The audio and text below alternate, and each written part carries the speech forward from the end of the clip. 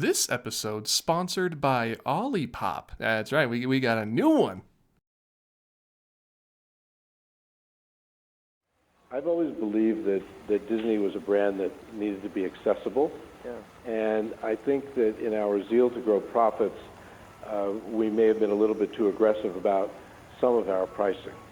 And we made certain steps, we took certain steps when I came back to do just that, and they resonated extremely well with consumers. And we're not only going to continue to listen to consumers, but we're going to continue to adjust. We certainly in Florida we have a lot of property and we have a lot of opportunity outside the United States. We actually have more opportunity in California than people are aware. I'm Josh. It's great to be here. We want to invent the future once again together, drawing on a range of voices and perspectives that will help us continue creating happiness around the world where everyone can feel welcome. As Walt said, all our dreams can come true if we have the courage to pursue them. And we still believe that today. I'm here representing something much bigger, this wonderful company that I work for, the Disney company, and specifically Imagineering, the group that designs and builds all the theme parks and cruise ships and resorts around the world for the Disney company. It was started over 60 years ago by Walt Disney with the specific purpose of bringing one of his dreams into reality, Disneyland, a place where adults and children alike can have a great time, where you can unlock the child within you, where there's a safe and reassuring environment where people can really let go, and where magic does happen, and where memories can be made. I think we all had that collective thought in November of 2022 when Bob Iger rejoined the Disney company of, could this maybe be the beginning of the rebound? Even just asking people at Disneyland or Disney World on the day of Bob Chapek's termination, there seemed to be the sense of maybe this is it. Maybe things will get better. And it wasn't all at once, and it's still actually, as I make this video, happening actively as we speak. But whereas just a year ago I was making a video called The Uncertain Future of the Disney Parks, and it still very much is sort of in that state of flux right now, this video obviously is titled differently. Now, I'm no businessman, I've never claimed to be a businessman, but Disney has been making some moves and saying some statements in the past couple months that have interested me. They have piqued my interest, you could say. Now, a lot of the news we're going to be going over in this video was coming out of tech conferences and press releases, so obviously this is Disney putting their best foot forward. They want to release all of the good news so that way the shareholders and us, the guests, are encouraged about the future of the parks. So take everything I say with a grain of salt, of course. Over the past 2 years, I mean, who can really blame us for taking everything with a grain of salt? But that's not to say that it's not encouraging, okay? There's a lot of tech stuff going on, there's a lot of business speak, but when you get to the core of it, it's encouraging. Now, a lot of this has been business jargon for the shareholders, you know, the people, the rich people, the people who like buying stocks and bonds and real estate or whatever. But some of it has been really encouraging, and I want to talk about some of the things that we may see happen in the future because of what's happening right now. And we'll start with what I started the episode with, Bob Iger talking to Morgan Stanley about their approaches to different things like Disney Plus and movies going forward, but they also mentioned the parks, which is why we're all here. So let's start with this. I've always believed that Disney was a brand that needed to be accessible. Yeah. And I think that in our zeal to grow profits, we may have been a little bit too aggressive about some of our pricing. And we made certain steps, we took certain steps when I came back to do just that, and they resonated extremely well with consumers. And we're not only going to continue to listen to consumers, but we're going to continue to adjust. Continuing to adjust. Okay, all right. I like that. I like the sound of that. The changes that were made were pretty okay changes, and the fact that they're going to make more of those, they're going to continue making them, that's pretty good. I don't mind that. So, Iger's right, they did make some changes, not requiring a reservation to visit most parks at Walt Disney World after 2 p.m. That's a step in the right direction. More Tier 0 days filling out the calendar over at Disneyland, Tier 0 being the cheapest option, the cheapest day of ticket that you can buy. Free parking returned to the resorts at Walt Disney World. The park hopping time at Disneyland went down. There are steps in the right direction happening. We're not there yet, and what's interesting is that a lot of fans would agree with this, and Bob Iger himself even says that they have more to do. Now, I've gone on record before saying that the park reservation system doesn't matter to me. I have to buy a plane ticket anyway. The people who haven't been in years and years, and for the locals, it's a bigger deal, and I understand that. And locals aren't really a huge crowd factor over in Orlando. That's why they're loosening the restrictions. But I have a hunch. Just call it intuition, call it what you will, but I do not think we're going to be seeing the same sort of changes happening over at Anaheim at Disneyland, because the reservation system is so... Disney needs it. They really, really like the reservation system. The problem is most of the people coming in are locals or people from nearby where they can just drive down at the end of the day and go to Disneyland. Disney is going to be really hard-pressed to part ways with the reservation system in Anaheim. Now that raises the question, what else can they do? And I'm sure a lot of people have a lot of ideas. One thing I think a lot of us can agree on is reevaluating, maybe not necessarily getting rid of, but changing or reevaluating the reservation system in some way. Also, something that I mentioned back in November when Iger took the reins back from Chapek was maybe we could see a bit of a loosening, an easing up on Genie Plus at the parks. No, actually it's more expensive than ever. But is it part of the more steps that they have to take that Bob Iger was talking about? Maybe making a free version of Genie Plus? Maybe let us add it on to our tickets like they did with Max Pass back in the day? That was awesome. I think it's a source of revenue that Disney has now implemented in place, ready to go, that they're not entirely willing to give up. And if you looked at that little pop-up that was on the screen earlier, oh, yeah, there he is. You can see that they're charging more for Genie Plus than they have been ever before. It's the spring break crowds. You gotta start charging more. The fact that they haven't frozen it or stopped selling it altogether or doing any sort of change, the fact that it's gone straight up, it should tell you that they are on the course that they want to be on. Genie Plus is doing exactly what they want it to do. It's not gonna change, although I think they should look at it. Just take a quick peek.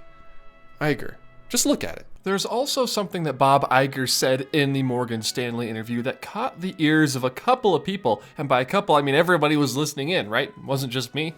We certainly in Florida, we have a lot of property, and we have a lot of opportunity outside the United States. We actually have more opportunity in California than people are aware. So we announced in the earnings call that we're going to build an Avatar experience at Disneyland. It's done extremely well in Florida. What?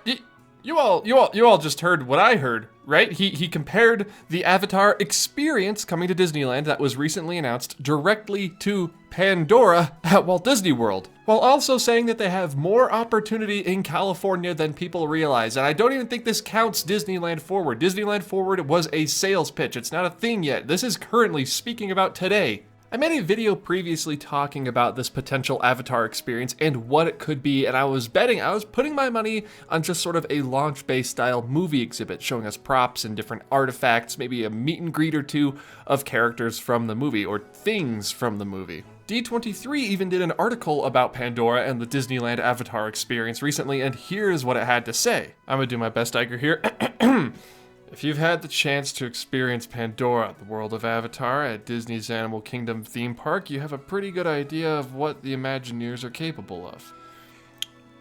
I don't do a good Iger, do I? So all this talk about increased possibility in Anaheim and the Avatar experience being on par and as amazing as Pandora has me thinking, has me scratching my head. And some more news also adds to my suspicion that this isn't just going to be another launch bay. Disney recently hired, or should I say rehired, Bruce Vaughn, the former creative head of Imagineering and now the current creative head of Imagineering. And what is one project, his sort of magnum opus that he worked on?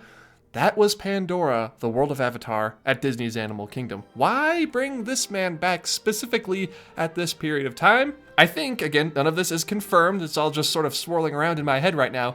Not just for the Avatar experience at Disneyland, but also to sort of get Imagineering back on the right track. Specifically, hopefully, the right people mover track, but Bruce, I'm sure you watch my stuff. I'm sure you already know what needs to be done. Other projects besides Pandora that Bruce had a hand in, he led the team behind DCA 2.0, you know, Buena Vista Street Cars Lane, the thing that made DCA sort of stand up to Disneyland. A little bit. Again, Bruce, I know you're watching this video, man. Okay, I love California Adventure, but it's Walt, okay? Walt did that. Also, theme park-wise, he helped lead the development of Grizzly Gulch in Hong Kong, and more important to offhand Disney, Mystic Manor in Hong Kong. Now, Vaughn left in 2016, along with a lot of other Imagineers, and even more, of course, when Chapek came to be in power. So I think Bruce returning to Imagineering is sort of just a chime, just a little bell, a little signal that things are going to change for the better. And that the Disneyland People Mover is going to change for the better. Okay, I'm sorry. I'm sorry! Okay? And just a little reminder that Chapek was put in charge of the parks in 2015, the year before Imagineering started to lose its way a little bit. And I hate saying that because there are so many talented and passionate people working at Imagineering, but I'm sure you all know what I mean.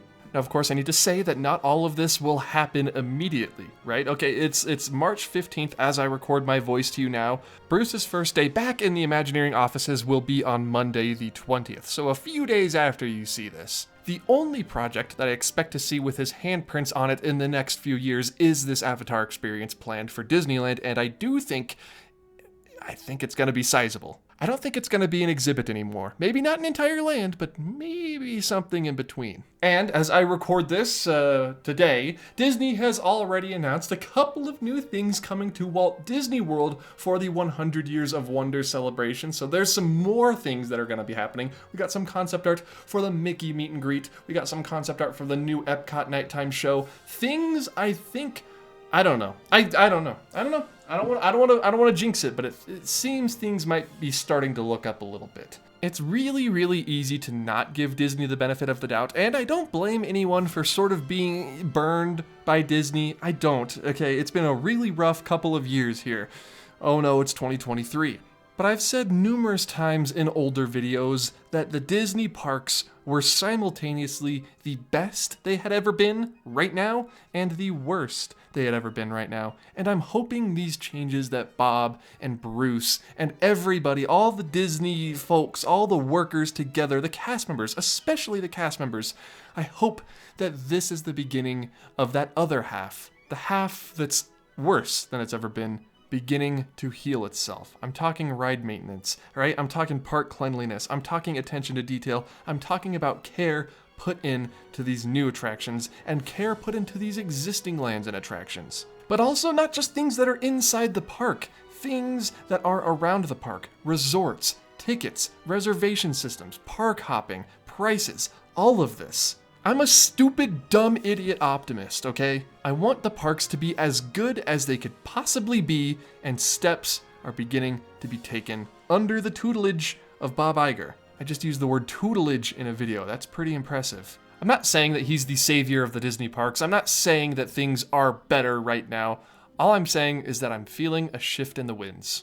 Get it? That's why I put a pirate clip at this point of the video. And that's not even addressing the whole other flip side of this coin with the whole 7,000 layoffs thing and the Toy Story 5 thing. That's yikes. That's a perfect example. There is always room to improve. And even like as I record this, Chris Beatty and Josh D'Amaro did an interview with Entertainment Weekly, and they were talking about the D23 presentation, the Beyond the Big Thunder Mountain expansion. They were talking about, Coco and Kanto and villains. Somehow that ties together.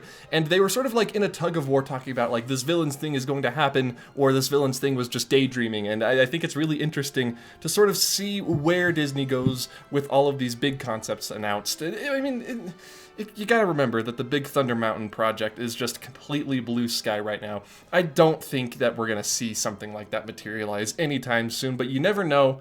The article did say that they noted how well received the Villains expansion was, how big the applause was, how excited fans were for it. So we just hate to say it, but we gotta wait and see. So let me turn the question over to you all. Are you feeling a little bit more optimistic about the future of the parks specifically right now? I know there are other aspects of the Disney company and they're all going in their sort of different directions, but I think the parks, personally, I think we're sort of on an uphill slope here. I don't know if we're at the top yet. I don't think we are. I hope we're not, but we're going up. But like I said, I am a dumb, stupid, idiot optimist. I want what's best for Disney. I want what's best for the guests, and I want the parks to be as good as they possibly can be. And my hope for the future, maybe foolishly, has not been extinguished yet.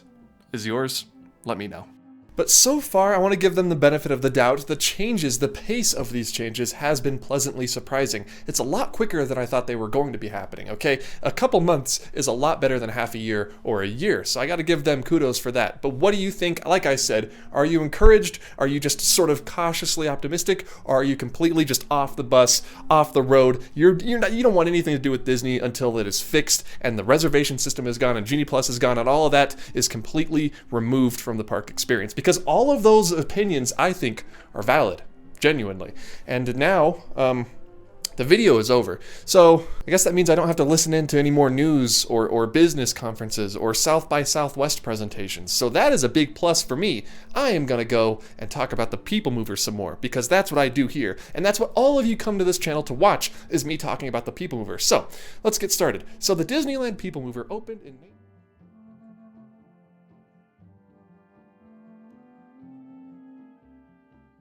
Spring has sprung, my friends, and what better way to cool off in the nice, warm spring weather than with a nice, cold Olipop. Actually, I'm going to take this outside so we can experience it together. So why don't we take this ad outside and enjoy the weather? Okay, that's not happening. Why not enjoy the spring weather inside with a nice beach and today's sponsor, Olipop. Now, I don't know if it's just me, but this sparkling tonic really gets me in the right headspace when I'm filming and editing my videos. Back the people! And because it contains added plant fiber, prebiotics, and botanicals, it's good for your gut, as well as being good for your taste buds. Believe me. So if you ever got the rumbly tumblies while waiting in line for Living with the Land, or you just want to try one of their delicious flavors like orange squeeze, or my personal favorite, the old-fashioned root beer. Seriously, try the root beer. I spilled Olipop all over my carpet. You know the drill. Head over to the link in the description and use offer code OFFHAND15 for 15% off of your purchase. Remember, that's offer code OFFHAND15 at drinkolipop.com, and a huge thank you again to Olipop for sponsoring this video. It's so cold outside. Hello everybody, I welcome you all now to the end card for this video. Isn't that neat? The end card. Thank you all so much for watching. I hope you enjoyed this video. Sort of like an optimistic view at the future of the Disney parks. We're sort of on an upward trajectory right now. Hopefully that continues. Hopefully, you never know.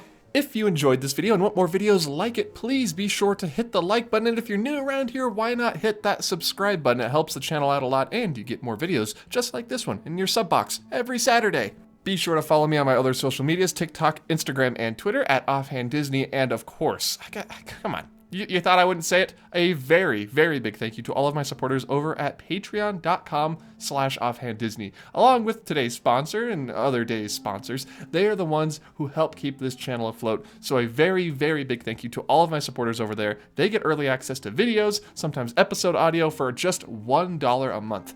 It's just that cheap and it's just that simple. Visit the link in the description down below if you would like to join their ranks. And I believe that brings me to the end of what I was going to talk about today. That's it. The end card's done. Talking about the sponsors done. Talking about the entire future of Disney as we know it. That's all done. So I hope you all enjoyed it, and fingers crossed. Fingers crossed, everybody. I'll see you all in the next video. Goodbye.